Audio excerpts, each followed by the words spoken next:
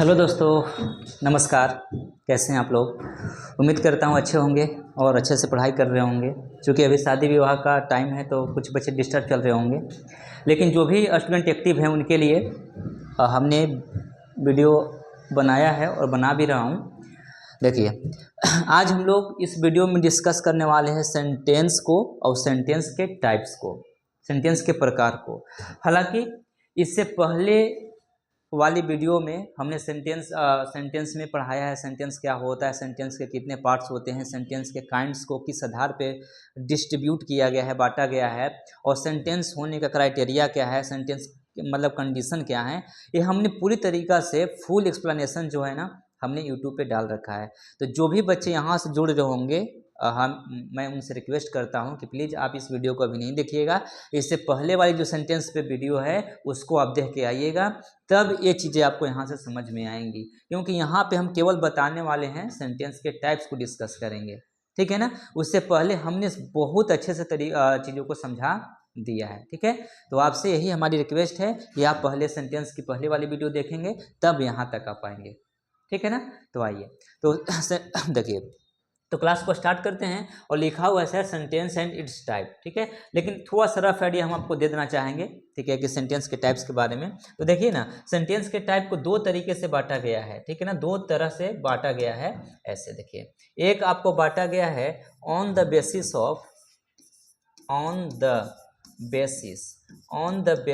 Of function, ठीक है। अब फंक्शन मतलब क्या होता है जी? फंक्शन मतलब होता है कार्य। तो एक कार्य के आधार पे बांटा गया है, ठीक है ना। एक कार्य के आधार पे बांटा गया है सेंटेंस के टाइप्स को। और कार्य के आधार पे सेंटेंस के टाइप्स कितने होते हैं? तो आप बोलोगे कि 5 होता है। 5 कौन कौन होते हैं जी? आइए ना हम डिस्कस कर देते हैं, ठीक है, आप लोग को बता देते हैं। देखिए, एक होता है सर आपका डिक्लेरेटिव सेंटेंस। क्या होता है जी? डिक्लेरेटिव। और डिक्लेरेटिव का ही एक और नाम है, ठीक है, जिसको हम लोग असर्टिव के नाम से जानते हैं। किसके नाम से जानते हैं जी? असर्टिव। तो एक हो गया आपका डिक्लेरेटिव सेंटेंस या फिर assertive sentence. What my point? आपको हो कि हमें समझ में आ रही है, आप आगे बढ़ जाओ, ठीक है। आइए, सेकेंड हम लोग देखेंगे इंटेरोगेटिव, ठीक है ना। इंट्रोगेटिव नहीं बोलेंगे, इंटेरोगेटिव बोलेंगे, ठीक है ना। तो इंट्रोगेटिव सेंटेंस हो गया जिसमें हम लोग प्रश्न पूछते हैं। आ रही बात समझ में ना? हाँ। थर्ड वन हो जाएंगे इम्पेरेटिव सेंटेंस, ठीक है, इसमें ऑर्डर, कमांड, रिक्वेस्ट, ठीक है, को शो करता है। आगे आइए, देखिए, फोर्थ वन हो जाएंगे ऑप्टेटिव सेंटेंस, ठीक है, ऑप्टेटिव सेंटेंस, ठीक है, जिसको हम लोग इच्छात्मक सेंटेंस बोलते हैं, जिसमें आपको विश, कर्स ये सब शो करते हो। और नेक्स्ट हो गया आपका एक्सक्लामेटरी सेंटेंस। तो ये जो 5 हमने सेंटेंस लिखा है, ये किस आधार पे हमने लिखा है? ये फंक्शन के आधार पे हमने लिखा है, ठीक है ना। तो सेंटेंस को हम लोग डिस्ट्रीब्यूट करेंगे, तो सेंटेंस ऐसे टोटल की बात करें ना तो 8 होते हैं, ठीक है। लेकिन 5 जो होता है वो फंक्शन के आधार पे होता है, ठीक है। और जो 3 होता है ना वो स्ट्रक्चर के आधार पे होता है, ठीक है। तो आप कहो कि हमें वो भी बता दीजिए ना, तो बता देता हूँ, कोई दिक्कत नहीं है जी, ठीक है। देखिए, आइए डिस्कस कर लेते हैं, ठीक है। सेकेंड वन था on the basis of structure, ठीक है। देखिए, इसमें कौन कौन थे? इसमें आपके हो जाएंगे 3 कौन कौन होंगे? एक हो जाएगा आपका सिंपल सेंटेंस हो जाएगा, ठीक है। कंपाउंड हो जाएगा। और थर्ड वन हो जाएगा आपका कम्प्लेक्स सेंटेंस। तो अभी जो हम लोग पढ़ने वाले हैं आज की क्लास में, हम लोग ये 5 को डिस्कस करेंगे, समझे आप? ये 5 को डिस्कस करेंगे। आपको ये थोड़ा सा कहीं ना कहीं चीज़ें कॉम्प्लिकेटेड पड़ेंगी, लेकिन कोई नहीं, हम लोग इसको भी पढ़ेंगे, ठीक है। लेकिन अभी हम लोग इसको डिस्कस करेंगे। तो हमने एक रफ आइडिया आपको दिया सेंटेंस के टाइप्स के बारे में कि 8 होते हैं। ये आपके स्ट्रक्चर के बेसिस पे 3 होते हैं और फंक्शन के बेसिस पे 5 होते हैं, जो हमने आपके सामने रखा, ठीक है। तो अब आपकी टाइम है, ठीक है ना। अब हम लोग क्या करेंगे, एक एक चीज़ों को पढ़ेंगे, एक एक सेंटेंस को हम लोग 1 बाय 1 करके डिस्कस करेंगे, ठीक है जी। यहाँ तक कोई दिक्कत किसी को नहीं होगा ना? आइए ना डिस्कस कर लेते हैं, ठीक है। चलते हैं हम लोग नेक्स्ट स्लाइड पे। तो अब हम लोग पढ़ने वाले हैं डिक्लेरेटिव सेंटेंस के बारे में। डिक्लेरेटिव, हाँ जी, डिक्लेरेटिव सेंटेंस, ठीक है, डिक्लेरेटिव सेंटेंस।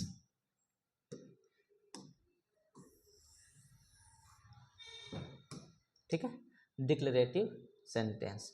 और डिक्लेरेटिव सेंटेंस का एक और नाम क्या होता है जी? असर्टिव। ठीक है, आप इससे भूलोगे नहीं, इसी को हम लोग एक और नाम से जानते हैं, असर्टिव, असर्टिव सेंटेंस।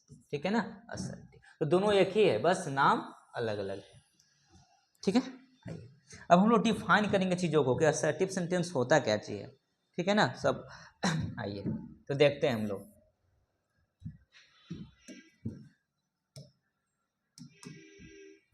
यदि डिफिनीशन की बात करते हैं, डिफिनीशन की बात करते हैं तो कैसे होंगी चीज़ें, आइए हम आपको करके दिखाते हैं। A sentence that expresses a fact, opinion, belief और इवेंट। देखिए आराम से समझिएगा, डिक्लेरेटिव सेंटेंस या फिर असर्टिव सेंटेंस क्या होते हैं? वैसे सेंटेंस जो एक इन्फॉर्मेशन देते हैं, ओपिनियन देते हैं, जो तथ्य की बात करते हैं, जो फैक्ट की बात करते हैं, जो बिलीफ की बात करते हैं, जो इवेंट की बात करते हैं, वो आपका क्या होता है जी? डिक्लेरेटिव सेंटेंस होता है। आप ऐसे कह लो कि जो डिक्लेरेटिव सेंटेंस होता है एक प्रकार का स्टेटमेंट होता है, जो हम लोग बात करते हैं ना, वो सब के सब क्या है? सब के सब आपका डिक्लेरेटिव सेंटेंस है या फिर असर्टिव सेंटेंस है। तो डिक्लेरेटिव सेंटेंस में हम लोग किसी को कुछ बता रहे होते हैं, इन्फॉर्मेशन दे रहे होते हैं, अपना ओपिनियन दे रहे होते हैं, फैक्ट की बात कर रहे होते हैं, तो एक क्या हो कहलाएगा? डिक्लेरेटिव सेंटेंस कहलाएगा। Got my point? आपको हो कि आप समझा दिए हम लोग को, ठीक है। आप थोड़ा सा अब आगे बताइए। A sentence that expresses a fact, opinion, belief और event is called declarative sentence. ठीक है, चलिए। तो अक्सर जो बातें हम लोग कहते हैं डिक्लेरेटिव में ही करते हैं, ठीक है। 80% सेंटेंसेज यहीं पे खत्म हो जाती हैं, ठीक है। पूरी तरीका जो भी हम लोग पढ़ते हैं ये डिक्लेरेटिव सेंटेंस को ही हम लोग ज़्यादातर पढ़ रहे होते हैं, ठीक है ना, बोल भी रहे होते हैं। आइए कुछ नोट पॉइंट है जो आप इसको नोट करोगे। देखिए इसको आप स्टार मार्क करके लिख लोगे।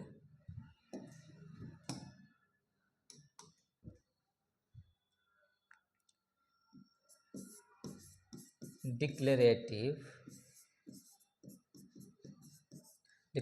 sentences are punctuated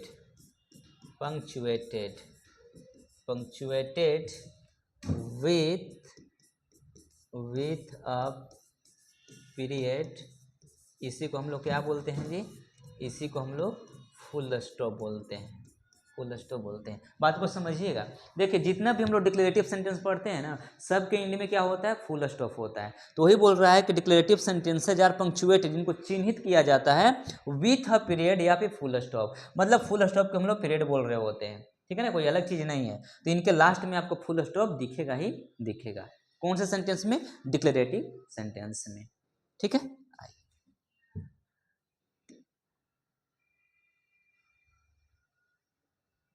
चलिए अब देखते हैं और क्या हम लोग जान सकते हैं।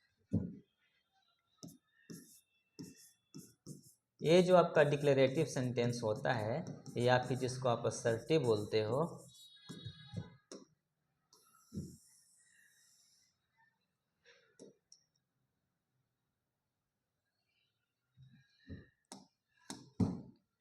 आप अच्छे से देखते चले जाओगे, कोई दिक्कत नहीं होगी। देखिए एक होता है आपका अफर्मेटिव, अब इसको ए मान भी सकते हो, अफर्मेटिव, ठीक है जी। अब एक होता है आपका निगेटिव। अब देखो ये जो अफर्मेटिव और निगेटिव सेंटेंस है कोई अलग से सेंटेंस नहीं है, ये सब किसके ही पार्ट हैं? ये सब आपके ये सब आपका डिक्लेरेटिव सेंटेंस ही होते हैं, ठीक है ना। लेकिन मैं आपको करके बता रहा हूँ, इसे बताने की कोई हालांकि ज़रूरत नहीं थी, ठीक है ना। लेकिन फिर भी हमने आपको बता दिया कि जो आप बोलते हो अफर्मेटिव सेंटेंस और नेगेटिव सेंटेंस ना, ये कहीं अलग से सेंटेंस नहीं है, ये दोनों मिला के क्या बनते हैं, डिक्लेरेटिव सेंटेंस बनते हैं, असर्टिव सेंटेंस बनते हैं, ठीक है।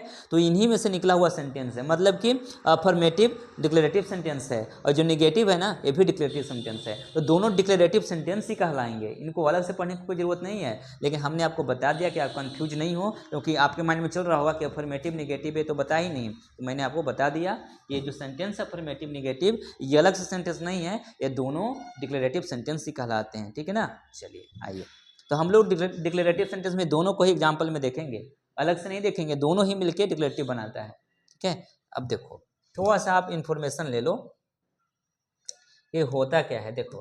तो ये जो होता है अफर्मेटिव सेंटेंस ना, तो क्या करता है जी, that confirms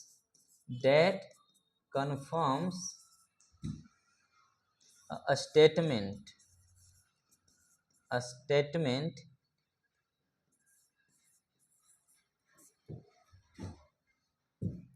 that confirms a statement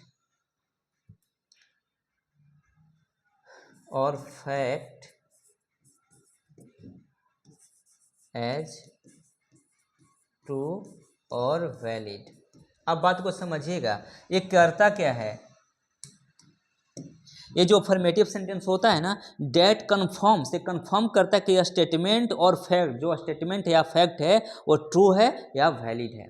मतलब चीज़ों को क्या करता है, कन्फर्म कर देता है, ठीक है, कि जो बोला गया बात है ना वो सत्य है, फैक्ट है, ट्रू है, ठीक है, वैलिड है, ठीक है। तो बस हाँ बोल देता है चीज़ों को, बस सच सही बता देता है, वैलिड बता देता है। तो ये आपका अफर्मेटिव सेंटेंस का एक काम होता है कि डेट कन्फर्म्स स्टेटमेंट और फैक्ट एज ट्रू और वैलिड, ठीक है, वैलिड करता है, चीज़ों को ट्रू बताता है। अब इसमें देखो आप, तो इसमें आप पाओगे कि ये क्या कर पाता है देखो,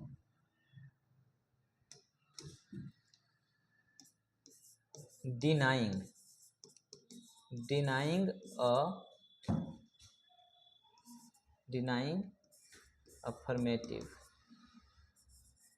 affirmative sentence.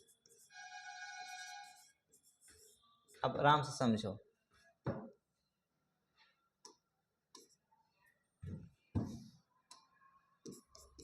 Denying the affirmative sentence, ये अफर्मेटिव सेंटेंस को डिनाई करता है। डिनाई करने का मतलब कि इनकार कर देता है, ठीक है, ये इनकार कर देता है, मतलब सेंटेंस को निगेट कर देता है कि ये काम मतलब नहीं है, ठीक है, ऐसे बोल के, तो निगेट करता है। तो निगेटिव सेंटेंस का मतलब ही होता है निगेट करता है, जो चीज़ों को मना कर देता है। तो लिखा हुआ है डिनाइंग द अफर्मेटिव सेंटेंस, ठीक है, अफर्मेटिव सेंटेंस को डिनाई कर देता है, इनकार करता है, अभी एक्सेप्ट करता है, कन्फर्म करता है, ये बताता है कि चीज़ें वैलिड है, चीज़ें ट्रू हैं। अब ये डिनाई कर देता है, ठीक है, इनकार कर देता है, चीज़ों को निगेट कर देता है। तो निगेटिव सेंटेंस का काम होता है निगेट करना, मना करना।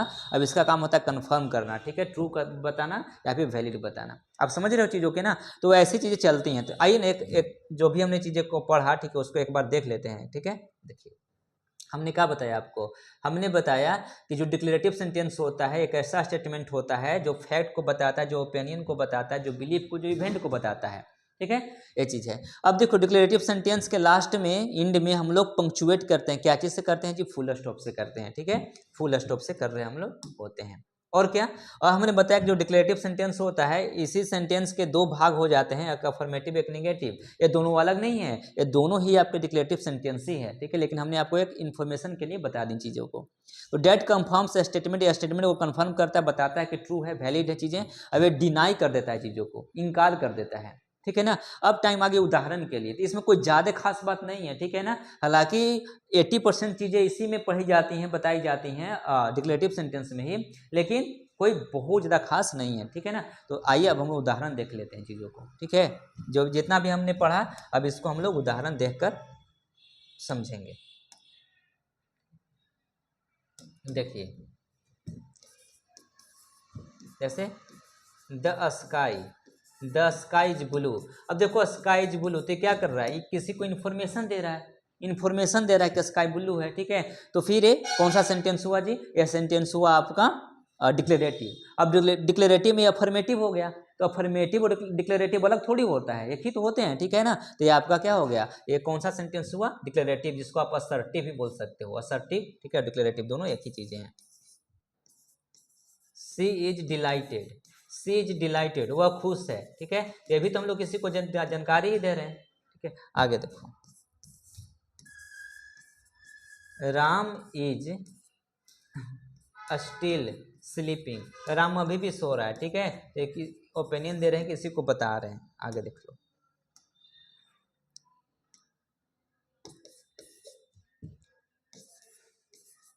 आई डू नॉट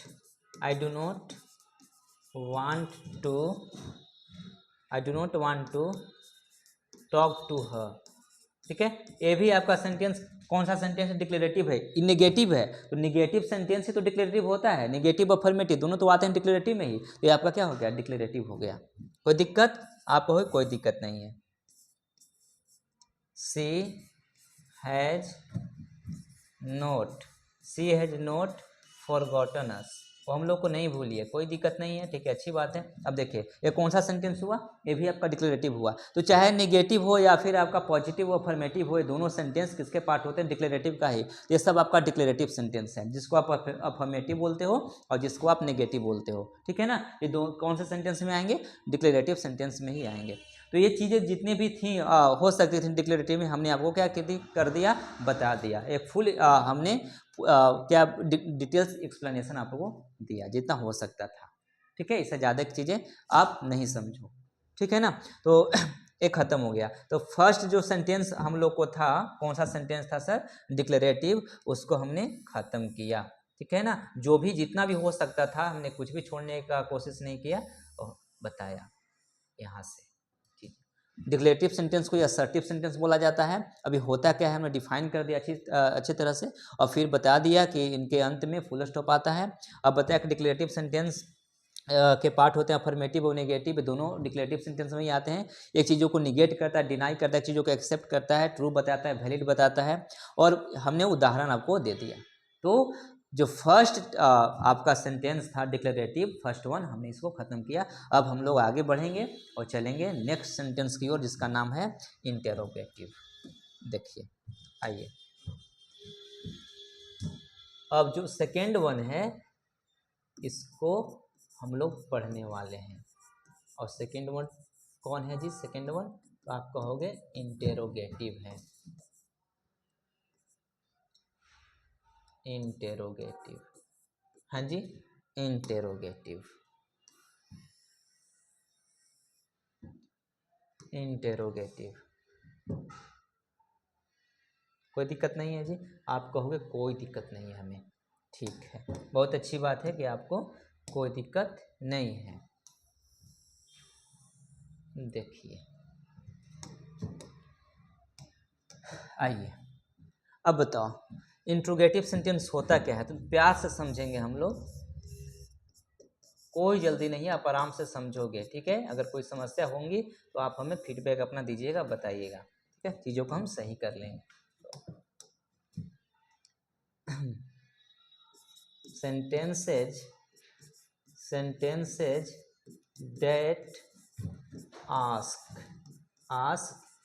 questions, आप समझ चुके होंगे। अब देखो इंट्रोगेटिव सेंटेंस में क्या करते हैं हम लोग, क्वेश्चन आस्क करते हैं इसके माध्यम से। तो वही चीज़ यहाँ पे लिखी गई है कि सेंटेंसेस डेट आस्क क्वेश्चंस, ठीक है ना, मतलब वैसे सेंटेंस है जो क्वेश्चन आस्क करते हैं, क्वेश्चन पूछते हैं, इंट्रोगेटिव सेंटेंस होते हैं। इंट्रोगेट करने का काम जो करता है वो आपका कौन सा सेंटेंस होंगे, इंट्रोगेटिव सेंटेंस होंगे, इंटेरोगेटिव, ओके जी, जिसको हम लोग हिंदी में प्रश्नात्मक वाक्य बोलते हैं, ठीक है। अब आगे आ जाओ, थोड़ा सा आप देखोगे, कुछ पॉइंट आप नोट डाउन कर लोगे और ज़रूरी भी है। देखिए, एक मुस्कुराता हुआ चेहरा, ठीक है ना, एक नहीं चार है, तो इसमें हम लोग बात करेंगे। लिखेंगे दे आर इन वर्जन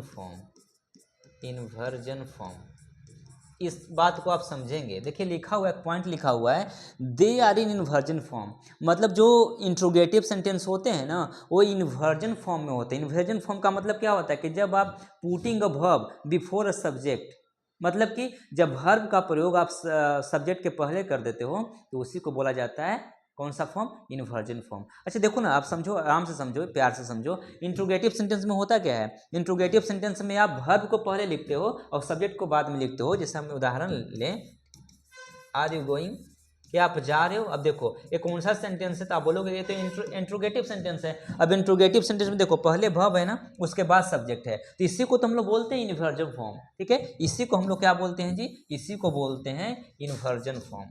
ठीक है ना, तो जब वर्ब सब्जेक्ट के पहले आ जाए तो उसी को बोला जाता है inversion form. What my point? आप कहोगे कि हम बहुत अच्छे से समझ गए कि इन्वर्जन फॉर्म क्या होता है, कोई दिक्कत इसमें नहीं है।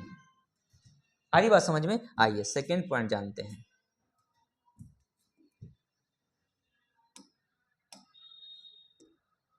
देखिए सेकेंड बातें क्या है जी, तो लिख लेंगे intero interrogative interrogative sentences are are punctuated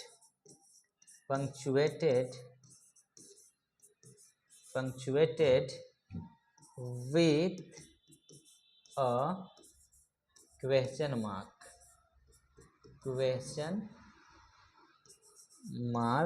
question mark को ही एक और नाम से जानते हैं सर, ठीक है, कौन से नाम से जानते हैं हम लोग? साइन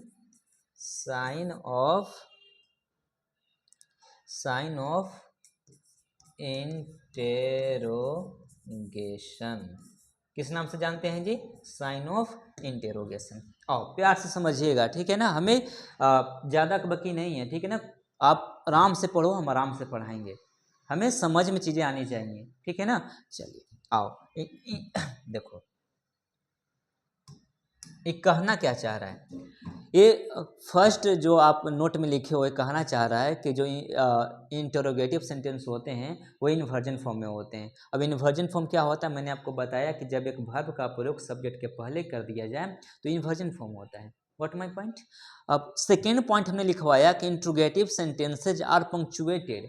यहाँ तक इसका मतलब हुआ इंट्रोगेटिव, जो इंट्रोगेटिव सेंटेंस होते हैं उनको चिन्हित किया जाता है। क्या चीज चिन्हित किया जाता है sir? With question mark. Question mark से मतलब इनके इंड में क्या होता है? क्वेश्चन मार्क होता है। और क्वेश्चन मार्क का ही एक और नाम है साइन ऑफ इंटरोगेशन। क्या नाम है जी? Sign of interrogation. आ रही बात समझ में ना? तो ये जो दोनों बातें लिखी हुई हैं हमने आपको समझाया और हमें उम्मीद है कि आप अच्छे से समझ गए होंगे। ठीक है, आओ आगे बढ़ जाते हैं जी और आगे देखते हैं। प्यार से आप समझते चले जाओगे, हम प्यार से समझाते आपको चले जाएंगे। देखिए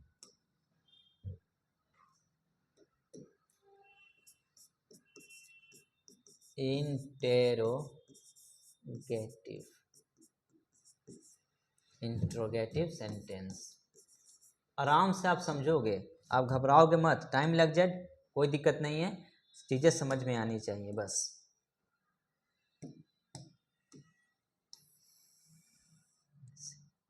चलो देखो,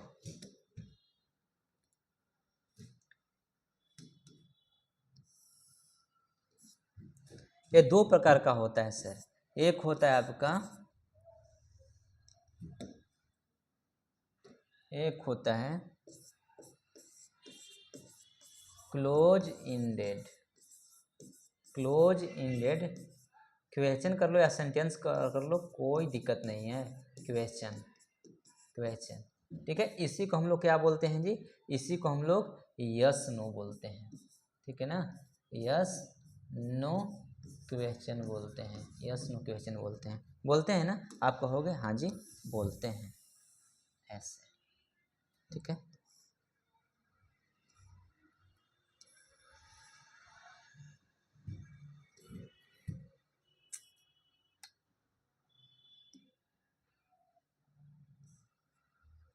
एक सेकेंड आप रुकोगे।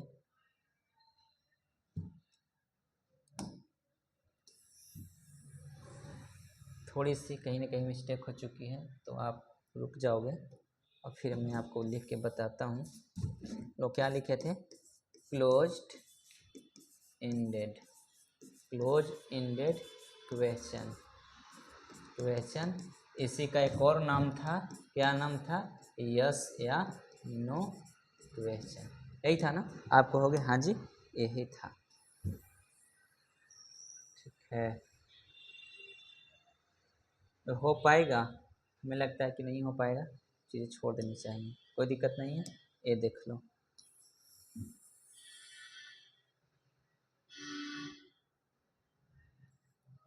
चलिए आइए, अब ये क्लोज इंडेड होता क्या है अब समझोगे, ठीक है, मैं देखिए समझा रहा हूँ। फर्स्ट पॉइंट हम आपको लिख के बता रहे हैं कि it demands, it demands confirmation, confirmation. देखो समझो, ये जो क्लोज इंडेड क्वेश्चन होता है जिसको आप यस नो क्वेश्चन बोलते हो, इसमें क्या चीज़ की डिमांड होती है, कन्फर्मेशन का। बस इसमें कन्फर्मेशन की डिमांड होने का मतलब क्या है कि अगर आपको इससे पूछे कि आप पढ़ते हो तो बस उसको जानकारी दे दो, कन्फर्म कर दो कि हाँ या ना में। तो बस हाँ या ना बोल के जो हम लोग कन्फर्म करते हैं ना, ठीक है, उसी को तो उसी का तो यहाँ पर डिमांड है कि बस कन्फर्मेशन कर दो, हमें बस कन्फर्म कर दो, हमें पूरी इन्फॉर्मेशन नहीं चाहिए, ठीक है, हमें बस यस या नो में जवाब दे दो, हम समझ जाएंगे। तो यही लिखा हुआ है, इसी बात को हमने लिखा है कि इट डिमांड्स कन्फर्मेशन, यहाँ पे केवल पुष्टिकरण की जरूरत होती है, बस अब हाँ ना में बोल दो, हम कन्फर्म हो जाएंगे। अरे बात समझ में ना, तो यही तो होता है क्लोज इंडेड क्वेश्चन में, यस नो में बस हाँ ना में जवाब दी जाती है, तभी तो इसको यस नो बोला जाता है, ठीक है। आइए थोड़ा सा और जानकारी इसके बारे में लीजिए। और ये क्या कहता है, एक कहता है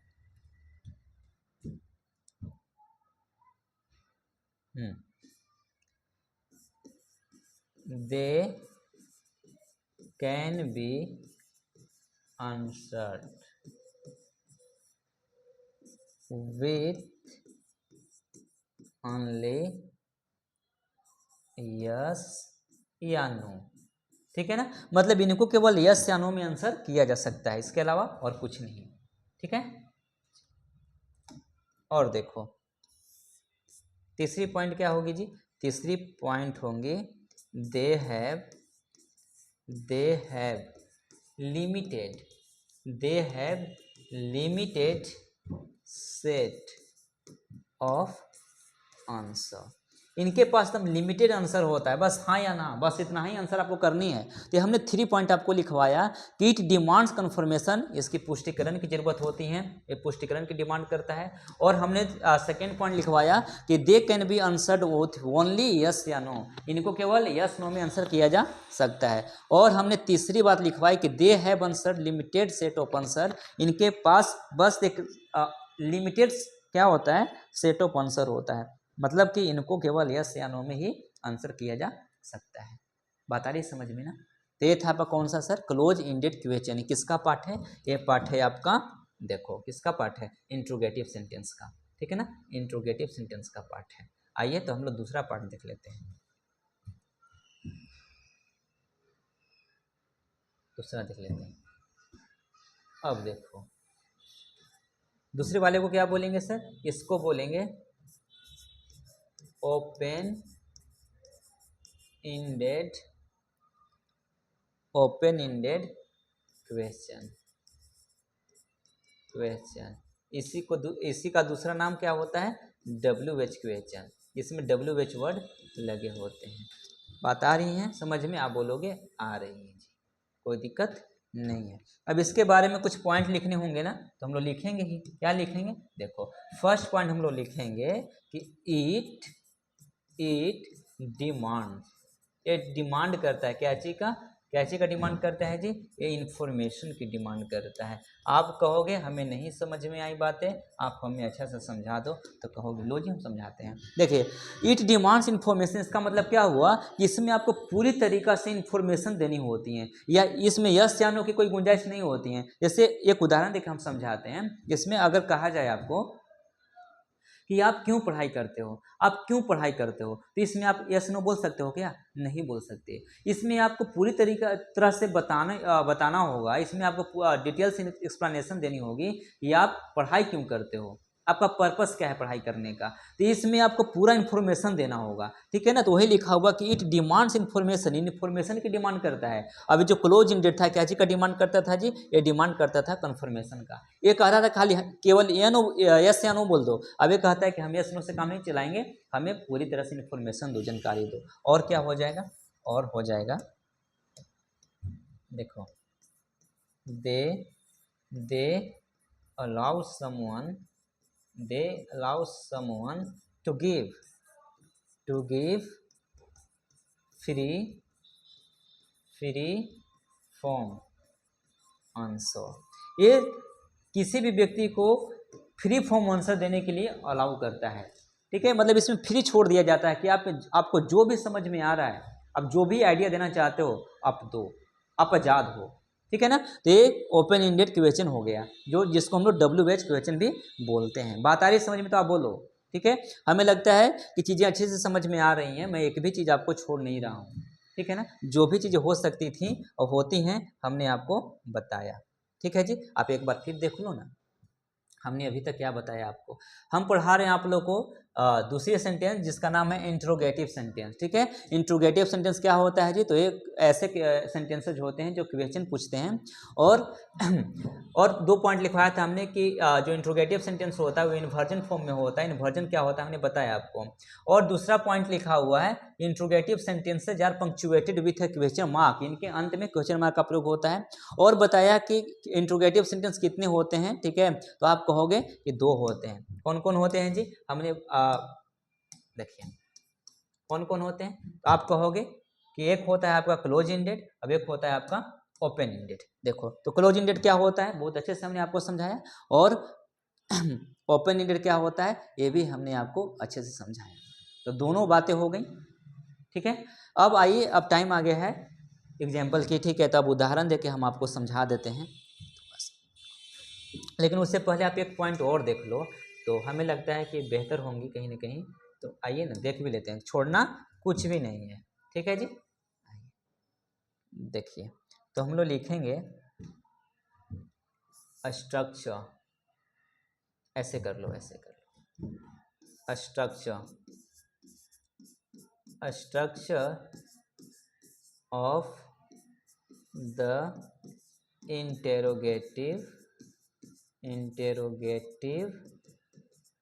सेंटेंस, ठीक है जी।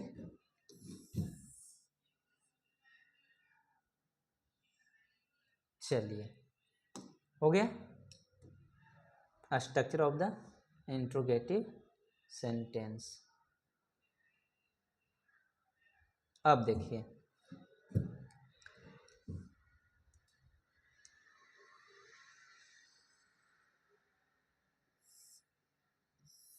आइए हम लोग समझते हैं स्ट्रक्चर को, कैसे कैसे स्ट्रक्चर इसमें होते हैं। देखिए, इसमें क्या होगा कि सबसे पहले helping verb, structure number first आप देखोगे हेल्पिंग वर्ब, उसके बाद सब्जेक्ट हो जाएगा, उसके बाद मेन वर्ब होंगी, और फिर क्या होगा जी, फिर आपका अदर वर्ड होगा, क्वेश्चन मार्क होगा, ठीक है।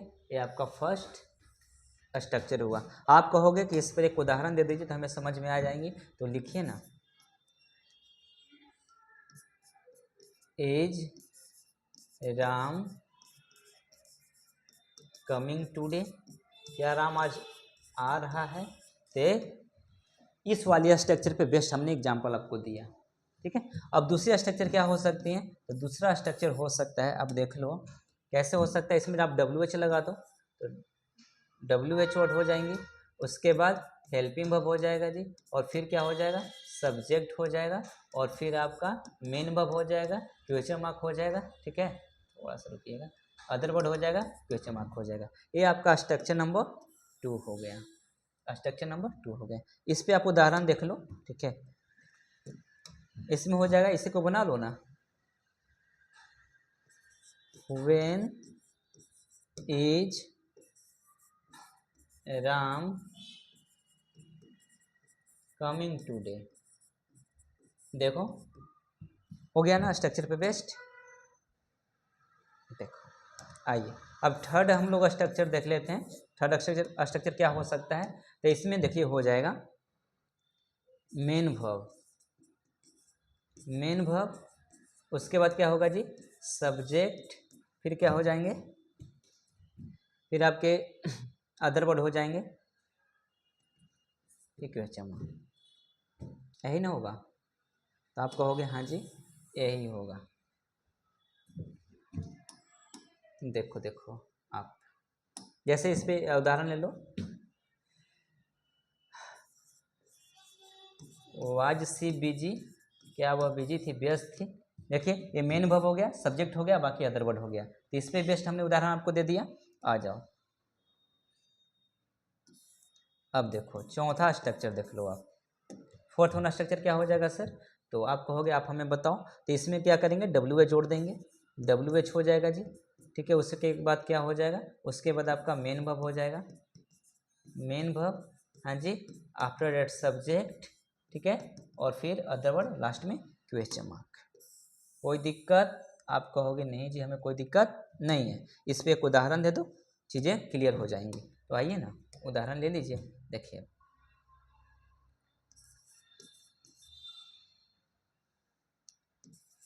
Y has Sita said, Sita said क्यों है, देखो WH हो गया, ये मेन वर्ब हो गया, सब्जेक्ट हो गया, बाकी अदर वर्ड हो गया, ठीक है। तो ये था आपका स्ट्रक्चर, किसका स्ट्रक्चर था जी, तो इंट्रोगेटिव सेंटेंस का स्ट्रक्चर था। कितने स्ट्रक्चर, 4 स्ट्रक्चर जो हमने आपके सामने रखा, ठीक है ना।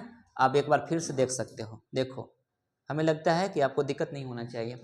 Structure of the interrogative sentence, helping verb plus subject, main verb plus other word question mark. हमने इस पे आपको एक उदाहरण दिया। सेकेंड था WH, helping verb, subject, main verb, ठीक है जी, उसके बाद अदर वर्ड क्वेश्चन मार्क, हमने इस पे आपको एक उदाहरण दिया। नेक्स्ट है main verb plus subject, okay, और प्लस आपको अदर वर्ड आएंगे, लास्ट में क्वेश्चन मार्क। इस पे हमने आपको एक उदाहरण दिया वाज सी बिजी। अब एक चौथा structure WH, main verb plus subject plus other word और प्लस क्वेश्चन मार्क, ठीक है, वाई सीता सैड। तो ये था आपका इंट्रोगेटिव सेंटेंस, ठीक है। आप एक नज़र और थोड़ा सा ओवरव्यू ले लो, ठीक है, तब चीज़ें समझ में आ जाएंगी। हमने यहाँ से आपको चीज़ें समझाई इंट्रोगेटिव सेंटेंस के। हमें लगता है कि इसमें किसी भी स्टूडेंट का कोई भी समस्या नहीं रहा होगा, क्योंकि हमने अपने स्तर से बहुत अच्छे से चीज़ों को क्लियर किया है, ठीक है ना। चलो तो अब टाइम है उदाहरण की, ठीक है, आओ समझते हैं उदाहरण को,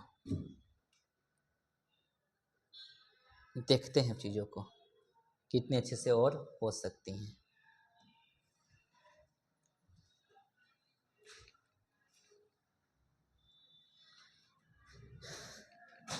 देखिए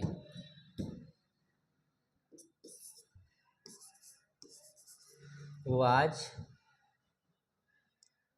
the teacher टीचिंग देयर, क्या शिक्षक वहाँ पढ़ा रहे थे। अब बताओ, अब आप बताओगे कि ये जो सेंटेंस है इंट्रोगेटिव सेंटेंस है, जो कि देखने से मालूम चल रहा है। अब बताओ कि ये कैसे सेंटेंस है, इंट्रोगेटिव में क्लोज इंडेड है कि ओपन इंडेड है। तो आप बोलोगे कि एक क्लोज इंडेड है, क्योंकि इसका जवाब हाँ ना में दिया जाएगा। Was the teacher teaching there, क्या शिक्षक वहाँ पढ़ा रहे थे, तो इसका आंसर क्या होगा जी, यस या नो। तो कंफर्मेशन की डिमांड कर रहा है, ठीक है ना। तो कौन सा सेंटेंस हो गया जी, ये आपका सेंटेंस जो हुआ ये हो गया क्लोज इंडेड, क्लोज इंडेड। और क्लोज इंडेड को एक और नाम से जानते हो, यस नो, ठीक है जी। आइए नेक्स्ट उदाहरण देखो आप, वेयर हैज सी गॉन, वह कहाँ चली गई है। अब बताओ इसका जवाब हम लोग हाँ ना में दे सकते हैं क्या, नहीं दे सकते, क्योंकि इसमें WH वर्ड आ गया ना। तो ये कौन सा सेंटेंस होगा जी इंटेरोगेटिव में, ये आपका ओपन इंडेड हो जाएगा। कौन सा हो जाएगा जी, ओपन इंडेड हो जाएगा, ओपन इंडेड सेंटेंस हो जाएगा। कोई दिक्कत, आप कहोगे कोई दिक्कत नहीं। तो आप समझ गए ना कि जिसमें WH वर्ड लग गया वो हो गया ओपन इंडेड, WH जिसको सेंटेंस बोलते हो आप, ठीक है। और जिसमें WH नहीं लगा हुआ, जिसका जवाब यस नो में देना पॉसिबल है, वो क्या हो गया, क्लोज इंडेड हो गया। बता दी समझ में। हमें लगता है कि और उदाहरण देने की कोई ज़रूरत नहीं है, do you like, do you like her, ये आप उसे पसंद करते हो, इसका जवाब हाँ ना में दिया जाएगा। तो ये कौन सा सेंटेंस हो गया जी? ये हो गया आपका close ended, close ended. Okay, चलिए, तो ये कंप्लीट हो गया। इसमें हमने कुछ भी चीज़ छोड़ा नहीं है आपके लिए, जितना भी हो सकता था, जितना भी चीज़ें हैं, हमने आपको फुल इन्फॉर्मेशन दिया यहाँ पे। ठीक है, आइए अब हम लोग आगे बढ़ते हैं और तीसरा सेंटेंस देखने वाले हैं, थर्ड वन। ठीक है, और थर्ड वन में हम लोग देखेंगे जी क्या देखने वाले हैं सर? तो तीसरा सेंटेंस हो जाएगा इम्परेटिव सेंटेंस। क्या हो जाएगा जी? इम्परेटिव सेंटेंस, इम्परेटिव सेंटेंस हो जाएगा।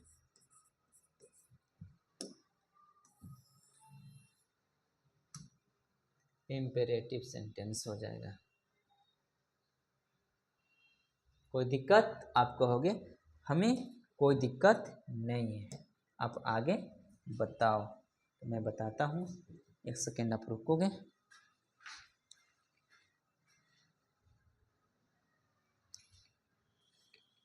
आइए अब हम लोग देखते हैं इससे, इस सेंटेंस को हम लोग देखने वाले हैं। अब आइए, ये टाइम है डिफाइन करने की। तो अगर इसकी डिफिनीशन देखें हम लोग तो क्या हो जाएगा जी? आप बोलोगे, आप बताओ हमें, मैं जान जाऊंगा। तो देखिए ये हो जाएगा a sentence that gives a command, instructions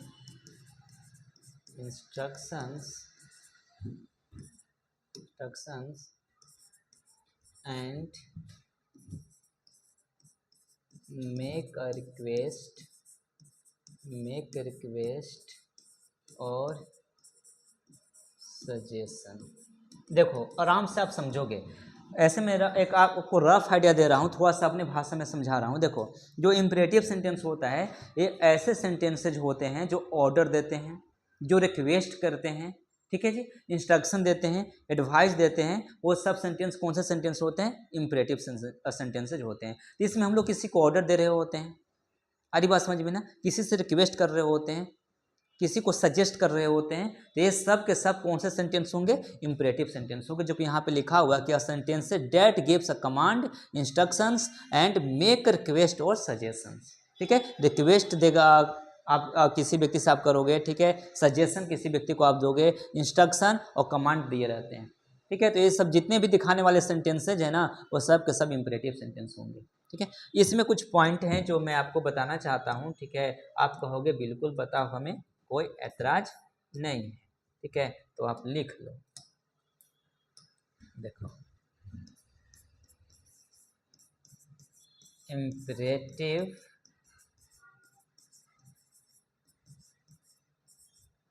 sentences start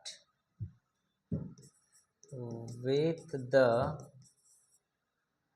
अब ध्यान देना, बेस फॉर्म ऑफ verb, अर्थात verb की पहली फॉर्म। देखो ये बहुत खास बात है, ठीक है ना, आप इसको मार्क कर लो। ठीक है, आप इसको मार्क कर लो अच्छे से। ये कहना क्या चाह रहा है? ठीक है, ये कहना चाह रहा है कि जो इम्परेटिव सेंटेंस होते हैं ना, जो आपके इम्परेटिव सेंटेंस होते हैं, ओके, ये हमेशा स्टार्ट किससे होते हैं जी? बेस फॉर्म ऑफ वर्ब, मतलब कि वर्ब की पहली फॉर्म से स्टार्ट होते हैं। कौन? Imperative sentence. पहला पॉइंट। दूसरी पॉइंट क्या होगा जी? दूसरी पॉइंट देखो, दूसरा पॉइंट होगा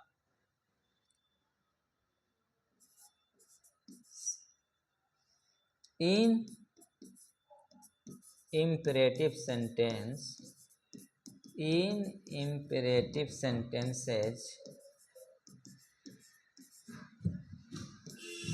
subject, in imperative sentences subject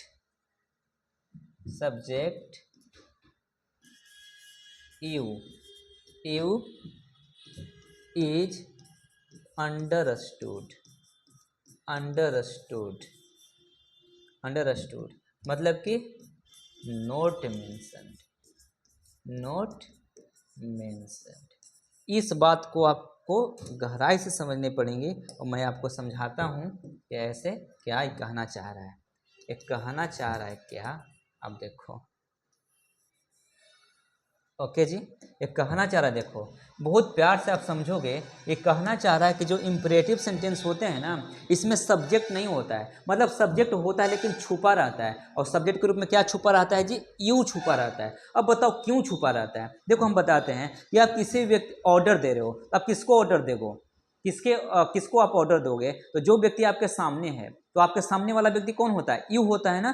तो जो व्यक्ति सामने, उसको यू कहने की कोई ज़रूरत नहीं होता है, यू लगाकर संबोधित करने की कोई ज़रूरत नहीं होती है, तो यू को हम लोग छुपा लेते हैं, ठीक है ना।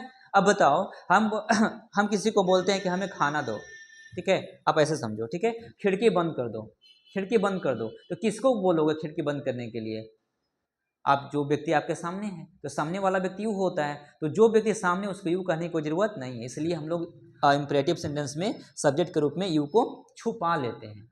मतलब सब्जेक्ट होता है लेकिन छुपा हुआ होता है। और कौन सा सब्जेक्ट छुपा होता है, यू छुपा हुआ रहता है। ये दोनों जो वर्ड है ना, मोस्ट वीवीआई हैं। इम्परेटिव सेंटेंस स्टार्ट हमेशा वर्ब की पहली फॉर्म से होता है, और दूसरी बात कि इम्परेटिव सेंटेंस में यू छुपा रहता है। Got my point. ओके, आओ आगे बढ़ जाते हैं। अब इसके एंड में हम लोग फुल स्टॉप का प्रयोग करते हैं। ये भी बात आप लिख ही लो तो बेहतर होगा, ठीक है ना। They are punctuated with full stop, full stop.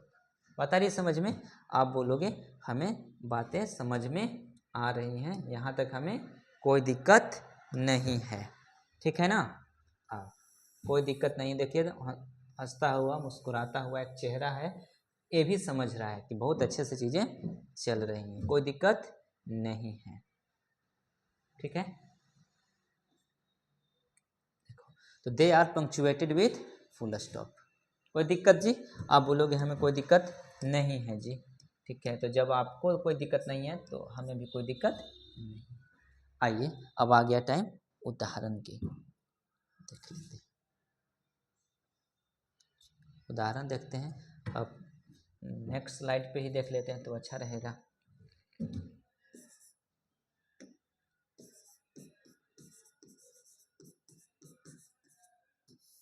उदाहरण देख लेते हैं।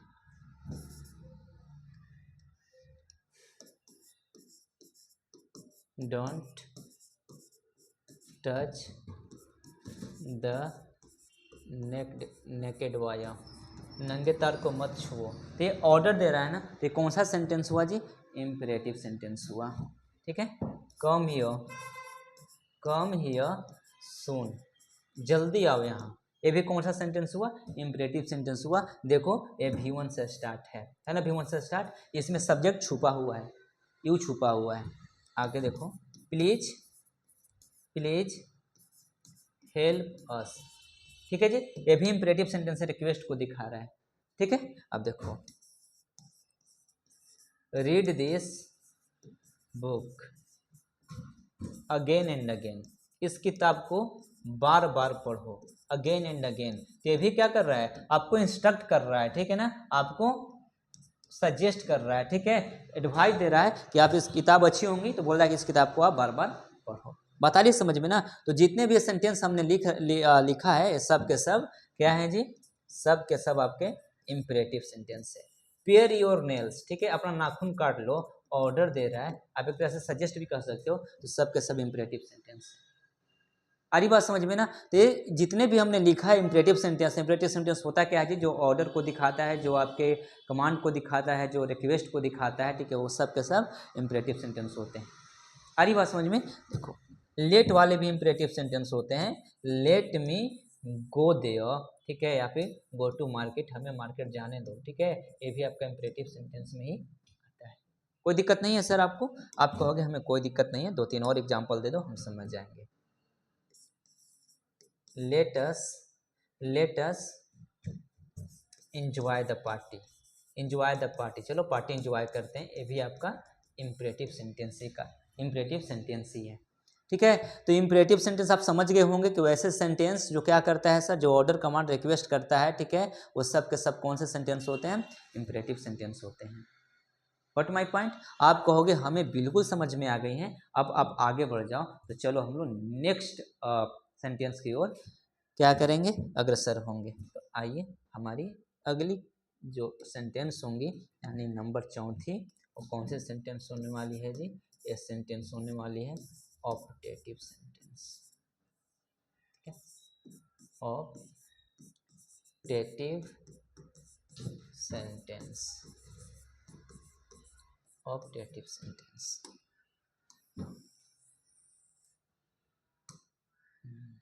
Optative sentence. कोई दिक्कत, आप कहोगे कोई दिक्कत नहीं है।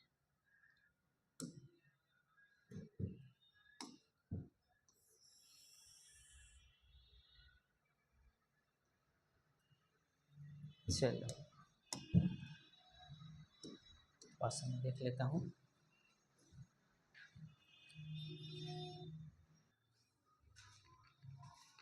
आइए हम लोग देखते हैं, डिफिनीशन को देखेंगे जी, क्या हो जाएगा जी। अगर इसको हम डिफाइन करेंगे तो जो हो जाएगा an optative sentence, an optative sentence expresses a prayer wish wish wish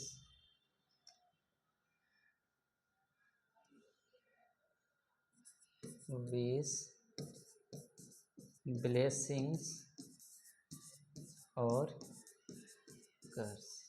ठीक है, मतलब ये कहना चाह रहा है कि वैसे सेंटेंस जो प्रेयर को दिखाता है, एक्सप्रेस करता है, प्रार्थना, इच्छा, आशीर्वाद, श्राप, ये सब चीज़ों को जो दिखाने वाले सेंटेंसेज होते हैं ना, वो कौन से सेंटेंस होते हैं, तो आप बोलोगे ऑप्टेटिव सेंटेंस होते हैं। ठीक है, कुछ पॉइंट है इसके बारे में आप लिखो तो लिख सकते हो।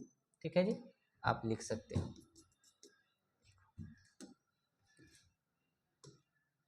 क्या लिख सकते हो, they are in inversion form.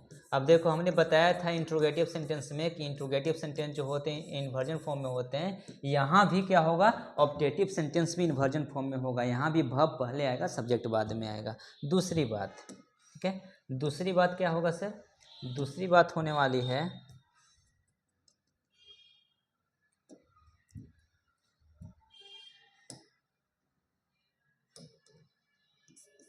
here the helping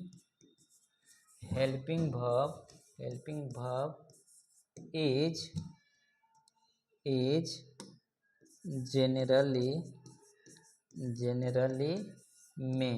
यहाँ पे आपको हेल्पिंग वर्ब जनरली क्या देखने को मिलेगा, आपको देखने को मिलेगा में। क्या देखने को मिलेगा जी, तो आप बोलोगे यहाँ पे में देखने को मिलता है। ठीक है ना, ऐसे बात आ रही समझ में, तो आप कहोगे बिल्कुल आ रही है बात समझ में। ठीक है, हमें इसमें कोई दिक्कत नहीं है। ठीक है जी, चलो आ जाओ। देखिए they are in inversion form, inversion form में होते हैं कौन से सेंटेंस, ऑप्टेटिव सेंटेंस। दूसरा के यहाँ पे हेल्पिंग वर्ब क्या होता है, में होता है। और ऑप्टेटिव सेंटेंस क्या होते हैं, जो एक्सप्रेस करते हैं प्रेयर को, विश को, ब्लेसिंग को, कर्सेस को। ठीक है, आप कहोगे हमें थोड़ा सा उदाहरण दे दो ना, हम समझ जाएंगे। तो आओ समझते हैं हम लोग उदाहरण से। देखिए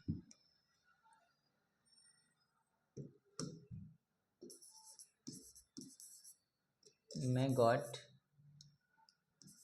God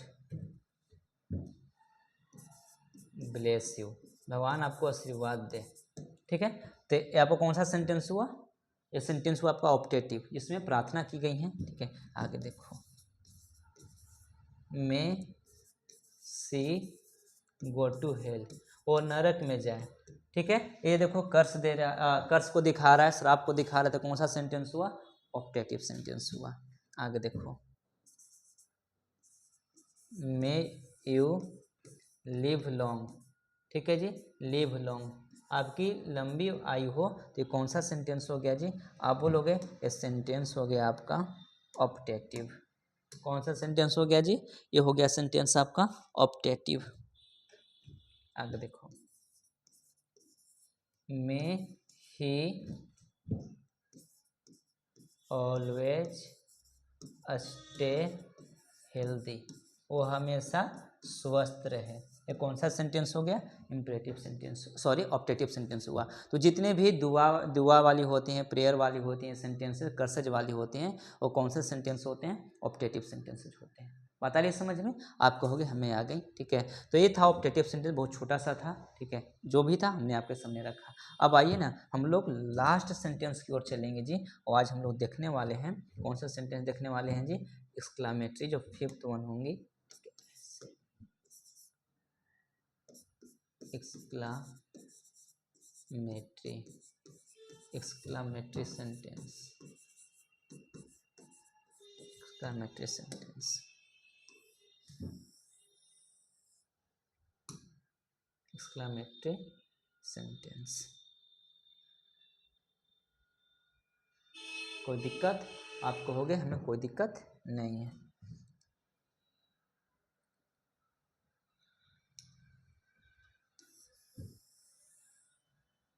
चलिए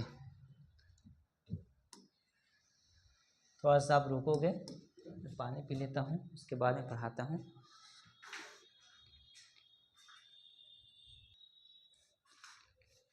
चलिए देखिए, आइए इसको हम डिफाइन कर लेते हैं। सबसे पहले क्या कर लेंगे जी? डिफाइन कर लेंगे। डिफिनीशन, चलिए डिफिनीशन में क्या देखने वाले हैं सर? हम लोग देखेंगे अ सेंटेंसेज, या फिर अ सेंटेंस दैट एक्सप्रेसेज, क्या एक्सप्रेस करता है जी?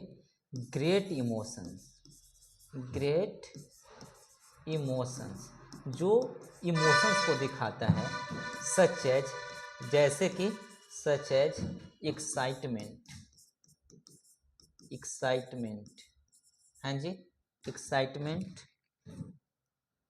एक्साइटमेंट हो गया।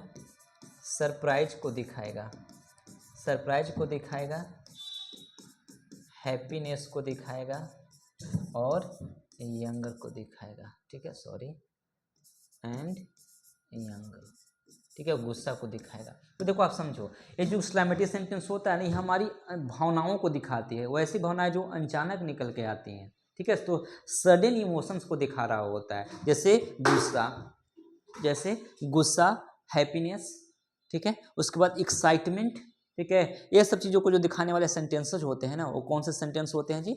एक्सक्लेमेटरी सेंटेंसेज होते हैं, जो हमारी अंदर की भावनाओं को अचानक प्रकट करते हैं। आप आ रही है बात समझ में ना?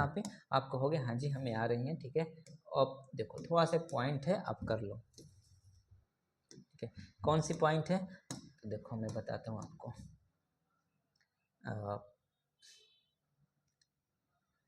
सच sentences,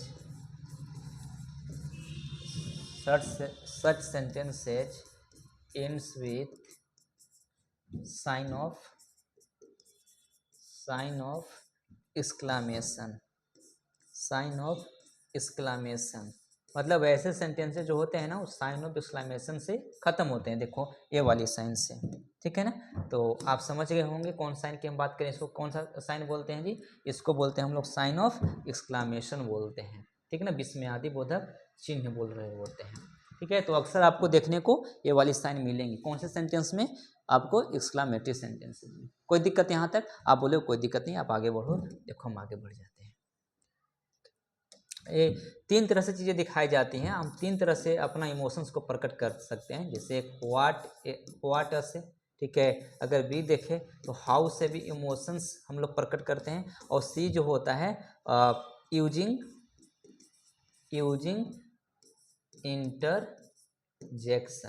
इंटरजेक्शन के माध्यम से भी हम लोग क्या करते हैं सर? अपनी भावनाओं को प्रकट करते हैं। बता रही समझ में? आप कहोगे थोड़ा सा उदाहरण दो, हम समझ जाएंगे। तो आइए ना उदाहरण देते हैं।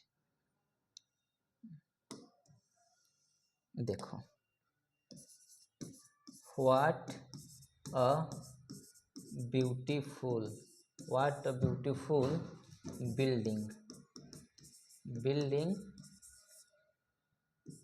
इट इज, लास्ट में साइन एक्सक्लेमेशन। अब देखो ये कह रहा है कितनी खूबसूरत बिल्डिंग है यह, कितनी खूबसूरत इमारत है यह, मतलब हमारी भावनाएं निकल रही हैं। हम, इसका मतलब ये हुआ कि ऐसा बिल्डिंग हमने पहले नहीं देखा था। तो इस इतनी सुंदर बिल्डिंग को देख के हमारे अंदर की जो भावनाएं हैं जाग उठी और निकला कितनी सुंदर बिल्डिंग है यह, एक भावना के साथ, ठीक है ना। तो व्हाट से हम लोग दिखा लिए। अब हाउ से थोड़ा सा देख लो तो हो जाएगा how foolish, how foolish you are, ठीक है, यू आर, कितने मूर्ख हो तुम, ऐसे बोलते हैं ना लोग, ठीक है, कितना मूर्ख हो तुम, मतलब ऐसा लग रहा है कि एक फीलिंग के साथ वो बता रहा है, ठीक है, कि कितना मूर्ख हो तुम, ठीक है। तो ऐसे चीज़ों को आप क्या करोगे जी, आप क्लियर करके उदाहरण से आप समझोगे। देखो, ठीक है, what an intelligent, intelligent Ram is, ठीक है जी, कितना कितना तेज राम है, राम कितना तेज है। आई बात समझ में। तो व्हाट से भी दिखाते हैं और हाउ से भी दिखाते हैं। आप कहोगे कि हमें थोड़ा सा कंजंक्शन इंटरजेक्शन के माध्यम से भी दिखा दो, तो हम बोले कि आइए ना देख लेते हैं। देखो, तो इंटरजेक्शन में हो जाएगा, ये देखिए, ये अल्लाह से लिखा हुआ है। अब जब इंटरजेक्शन लिखेंगे तो तुरंत हम लोग क्या देंगे, साइन ऑफ एक्सक्लेमेशन, ठीक है, क्योंकि हम लोग इंटरजेक्शन को यूज करके हम लोग क्या बनाएंगे, एक्सक्लेमेटिव सेंटेंस बनाएंगे, ठीक है। अब लिखोगे हीज अंकल डैड यस्टरडे। देखो, जो अल्लाह से इसका प्रयोग होता है जब दुख को हम लोग सूचित करते हैं, दुख दिखा प्रकट करना होता है ना, तब हम लोग अल्लाह का प्रयोग करते हैं। देखो यहाँ पे साइन ऑफ एक्सक्लेमेशन आ गया, ठीक है, यहाँ पे नहीं आएगा। ये सेंटेंस है जो कि एक्सक्लेमेटरी है, इसके माध्यम से बनाया हुआ है, इंटरजेक्शन का यूज करके बनाया हुआ है। तो अल्लाह हिज अंकल डाइड यस्टरडे, ठीक है, मतलब दुख को प्रकट कर रहा है कि दुख है कि उसके जो अंकल हैं उनकी मौत हो गई कल। आगे देखो, एक होता है आपका इंटरजेक्शन हुर्रे, एक किसको दिखाता है, एक खुशी को दिखा रहा होता है, ठीक है ना, ये आपको हैप्पी न्यूज को दिखाता है। जैसे we have on the match, हम लोगों ने मैच को जीत लिया, हुर्रे, हम लोगों ने मैच को जीत लिया, तो खुशी में, ठीक है, निकलने वाली क्या है, इंटरजेक्शन है। आगे आगे देखो आप, ओ आई फॉरगेट, या फिर कह सकते हो I forget to tell you, ठीक है ना, टेल यू, ये बोल रहा अफसोस को दिखा रहा है, ठीक है, कि वो हमें अफसोस है कि हमने तुम्हें बताना भूल गया, ठीक है ना, नहीं बता पाया, तो वो को दिखा रहा है, ठीक है जी। एक देखो, एक होता है आपका ब्रेवो होता है, जिसको आप लोग ब्रावो भी बोलते हो, ठीक है, you have done a good job, आपने बहुत अच्छा किया है, ठीक है, ये आपको ब्रेवो से दिखा रहा है, ब्रावो से दिखा रहा है, ठीक है। तो इंटरजेक्शन के माध्यम से भी हम लोग क्या बनाते हैं, एक्सक्लेमेटरी सेंटेंस बनाते हैं, और व्हाट और हाउ के माध्यम से भी हम लोग एक्सक्लेमेटरी सेंटेंस को बनाते हैं, ठीक है, अपनी भावनाओं को प्रकट कर रहे होते हैं। तो ये सब क्या है, किसका उदाहरण है, ये सब उदाहरण है आपको एक्सक्लेमेटरी सेंटेंसेस के, जो बहुत ज़्यादा खास नहीं है, ठीक है ना, आप ऐसे अपनी भावनाएं प्रकट कर सकते हो। तो अभी तक हमने सेंटेंस के 5 काइंड्स को, टाइप्स को क्या किया है जी, डिस्कस किया है फंक्शन के आधार पे। अब इधर बचे हुए हैं स्ट्रक्चर के आधार पे जो 3 होते हैं, ठीक है। तो जितनी भी चीज़ें थी हमने कुछ भी नहीं छोड़ा है, और एक बारीकी से हमने चीज़ों को क्लियर किया है। तो हमें, मेरी आपसे रिक्वेस्ट है कि प्लीज़ आप अच्छे से देखना, इसको लिखना, अगर कोई भी अगर दिक्कत होगी तो आप हमें बताओगे, ठीक है ना। चलिए हम लोग क्लास को वाइंड अप करते हैं। धन्यवाद हमारे साथ जुड़ने के लिए।